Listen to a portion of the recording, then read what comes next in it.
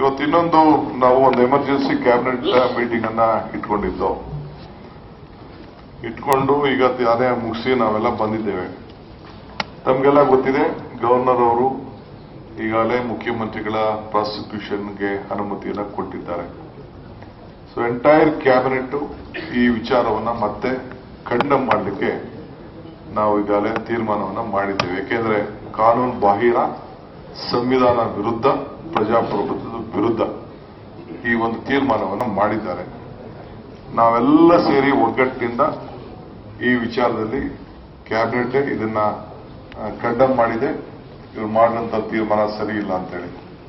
ಮುಖ್ಯವಾಗಿ ಒಂದು ಬಹಳ ಪ್ರಮುಖವಾದಂತಹ ಒಂದು ತೀರ್ಮಾನ ಏನಂದ್ರೆ, ಇಡೀ ಕ್ಯಾಬಿನೆಟ್ ಮತ್ತು ಪಕ್ಷ ಎರಡೂ ಸೇರಿ ನಾವೆಲ್ಲ ಒಗ್ಗಟ್ಟಿನಿಂದ ಕರ್ನಾಟಕ ರಾಜ್ಯದ ಮುಖ್ಯಮಂತ್ರಿಗಳ ಪರವಾಗಿ ಇದ್ದೇವೆ.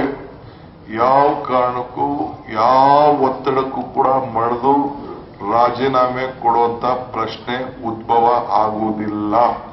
It is A firm commitment of the cabinet, government and the entire legislators.